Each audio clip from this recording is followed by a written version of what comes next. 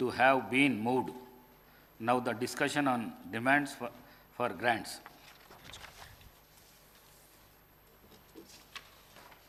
Sri Komatreddy Rajagopal Reddy. ధన్యవాదాలు అధ్యక్ష. నాకు ఒక ఇంపార్టెంట్ సబ్జెక్టు పవర్ మీద మాట్లాడే అవకాశం ఇచ్చినందుకు. అధ్యక్ష, మనందరికీ తెలుసు కరెంటు అనేది మన సొసైటీకి మనందరికి కూడా ఆక్సిజన్ లాంటిది. చాలా క్రిటికల్ ఇష్యూ. అటువంటి ప్రాముఖ్యత ఉన్న పవర్ సెక్టర్ని ఏ విధంగా మనము అంటే క్యాజువల్గా తీసుకోకుండా పవర్ సెక్టర్లో ఏదైనా నిర్ణయం తీసుకునేటప్పుడు ఎంతో ఆలోచించి నిర్ణయం చేస్తే తప్పితే మనము పవర్ ప్రొడ్యూస్ విషయంలో అయినా సరే, ప్రొక్యూర్మెంట్ విషయంలో సరే, విద్యుత్ సంస్థలు బాధ్యతాయుతంగా చేస్తే సంస్థలు లాభాలు నడుస్తాయి, వినియోగదారులకు కూడా తక్కువ ధరకే మనము కరెంటు సరఫరా చేయొచ్చు అధ్యక్ష. ముఖ్యంగా నిన్నగాక మొన్న సభలో కూడా దీని మీద చర్చ జరిగింది. ముఖ్యమంత్రి గారు కూడా చెప్పిండ్రు గత ప్రభుత్వం 10 ఏళ్ల కాలంలో చేసిన నిర్వాహకం వల్ల ఏ విధంగా అయింది అని కూడా చెప్పిండ్రు. కానీ వాళ్ళకి నచ్చట్లేదు. అయినా నేను కాంట్రవర్సీ వాళ్ళని విమర్శించాలని చెప్పేసి నాకు ఆ ఉద్దేశం లేదు. కానీ కొన్ని వాళ్ళు నిర్లక్ష్యంగా బాధ్యతారహితంగా తీసుకున్న నిర్ణయాల వల్ల ఈరోజు పవర్ సెక్టర్ అంతా డోల్ డ్రమ్స్లో అయిపోయింది. అది మనం ఫస్ట్ అసెంబ్లీ సెషన్లో కూడా శ్వేతపత్రం ప్రభుత్వం పవర్ మీద బాగా క్లారిటీ ఇచ్చింది ఇరిగేషన్ ప్రాజెక్ట్స్తో పాటు. అధ్యక్ష, పదే వాళ్ళు చెప్తుండ్రు రైతులకు మేము ఉచిత కరెంట్ ఇచ్చినామని చెప్పేసి.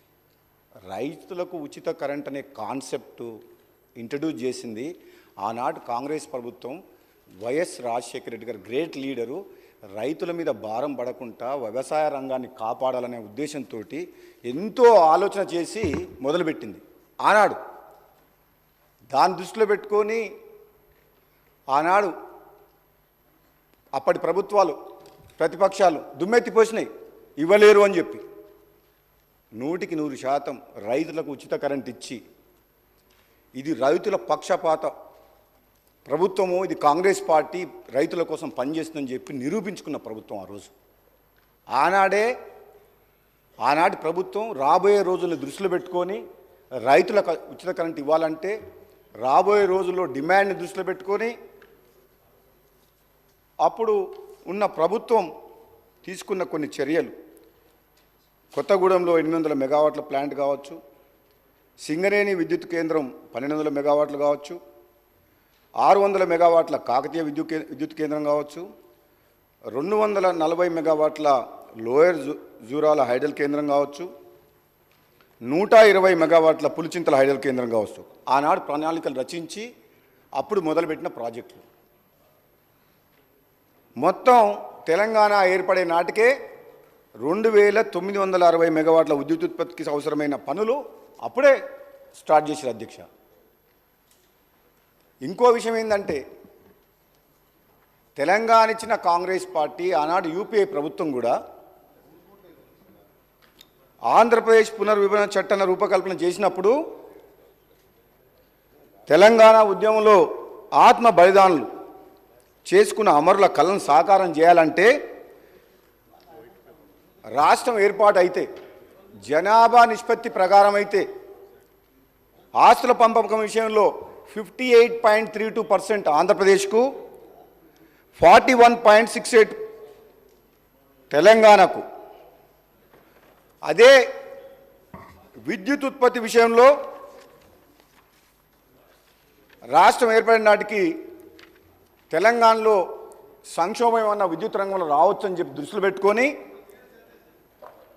53.89 తెలంగాణ రాష్ట్రానికి విద్యుత్ విభజన చట్టంలో న్యాయం జరగాలని చెప్పి చేయడం జరిగింది అధ్యక్ష.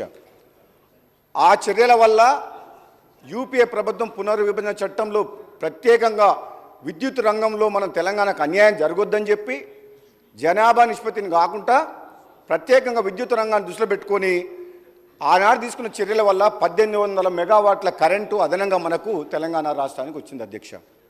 మరి ఇవన్నీ ఎంతో సెన్సిటివ్ ఇష్యూస్, ఎంత జాగ్రత్తగా తీసుకోవాల్సిన నిర్ణయాలు కాబట్టి ఆనాడు కాంగ్రెస్ ప్రభుత్వం అయినా యూపీఏ ప్రభుత్వం అయినా ముందు చూపుతోటి ఈ రైతుల ప్రయోజనాలను దృష్టిలో పెట్టుకొని నిర్ణయాలు తీసుకొని ముందుకు పోయింది అధ్యక్ష. ఈ తెలంగాణ రాష్ట్రంలో రైతులకు కరెంటు కష్టాలు లేకుండా కాపాడేందుకు ఆలోచన చేసిన విషయం అధ్యక్ష. అటువంటిది ఈరోజు అధ్యక్ష ప్రతిపక్షంలో ఉన్న నాయకులు, పెద్ద మనుషులు, ఇక్కడ నిర్ణయాలు తీసుకున్న పెద్ద మనిషి లేడు, హౌస్కు లీడర్ ఆఫ్ ద అపోజిషన్ అయితే లేడు. ముఖ్యమంత్రిగా నిర్ణయాలు తీసుకొని ఒక ఇంపార్టెంట్ సబ్జెక్టు మీద చర్చ నడిచినప్పుడు కనీసం లీడర్ ఆఫ్ ద ఆపోజిషన్ హౌస్లో ఉంటే ఆయన తీసుకున్న నిర్ణయం వల్ల జరిగిన నిర్వాహకం ఏ విధంగా జరిగింది, ప్రజలకు, వినియోగదారులకు, విద్యుత్ సంస్థలకు ఏ విధంగా నష్టం జరిగింది, ఈ నష్టాల ఊబిలోకి ఎందుకు నెట్టబయటపడ్డాయి ఈ విద్యుత్ సంస్థలు అనే విషయము మేము కొంచెం చెప్పుకునే అవకాశం, ఆయన వినే అవకాశం ఉండేది అధ్యక్ష. మన దురదృష్టవశాత్తు ఏంటంటే మీసా నాయకులు అంటారు మీ నాయకుడు రాలేదంటే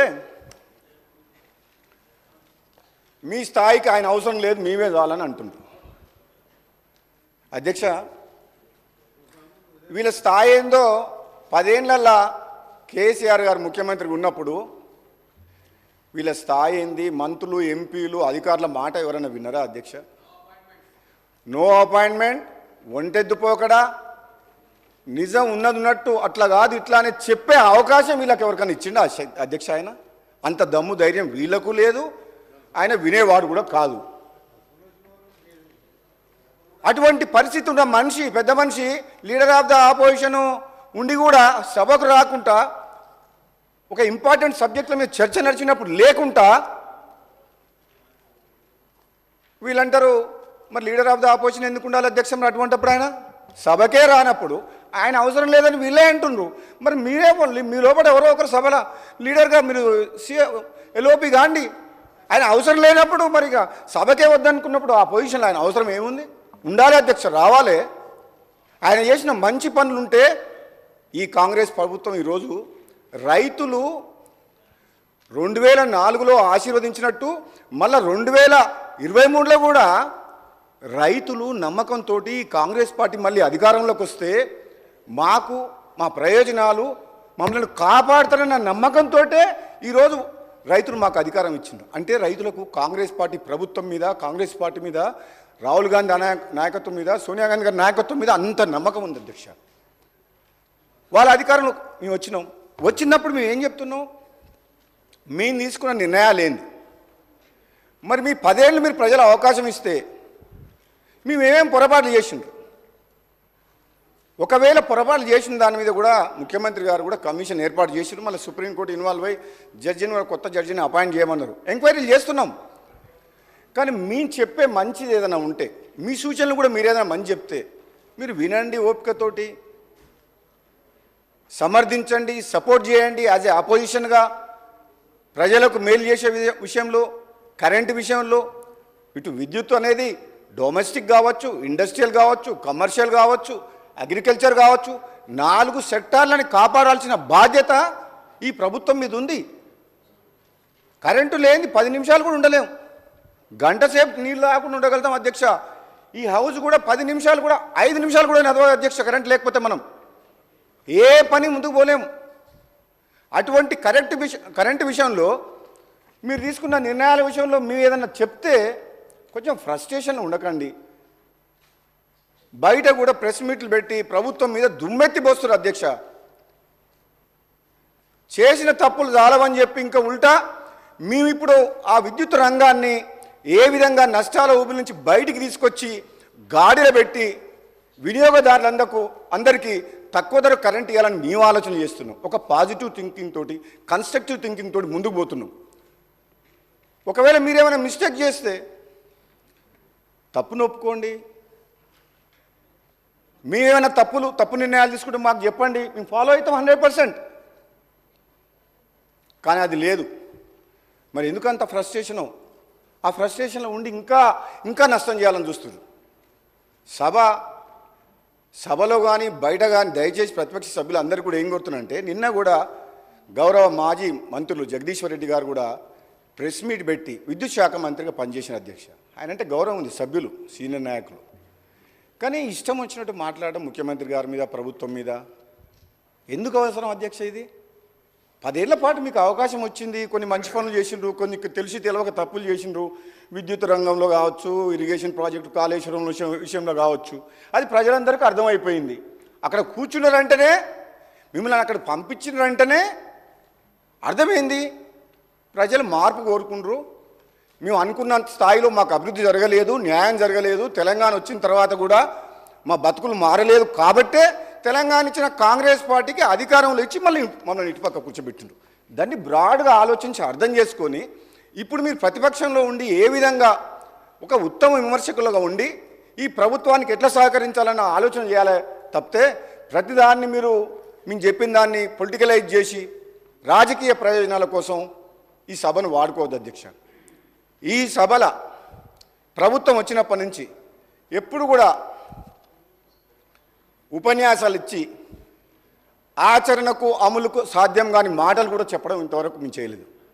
బడ్జెట్లో కూడా గౌరవ ఉప ముఖ్యమంత్రి గారు, మా పవర్ మినిస్టర్ 16,000 కోట్ల రూపాయల బడ్జెట్ పెట్టి పవర్ సెక్టర్కు తప్పకుండా రైతుల ప్రయోజనాలని, అన్ని వర్గాల ప్రయోజనాలను కాపాడి ఈ పవర్ సెక్టర్ని కాపాడి గాడిలో పెడతామని చెప్తుంది అధ్యక్ష. మీరు ఈరోజు చాలామంది మాట్లాడేది ఉందన్నారు, తక్కువ సమయం తీసుకోమన్నారు. ఏం బాధలేదు అధ్యక్ష, ఎందుకంటే మిగతా సభ్యులందరూ మాట్లాడాలి కాబట్టి నేను ఎక్కువ సమయం తీసుకున్నాను అధ్యక్ష. కానీ ఇది very very very very important subject అధ్యక్ష. పవర్ సెక్టర్, ఈ పవర్ సెక్టర్లో గత 10 ఏళ్ల కాలంలో ఒక పెద్ద నిర్ణయాలు, ఉదాహరణకు అధ్యక్ష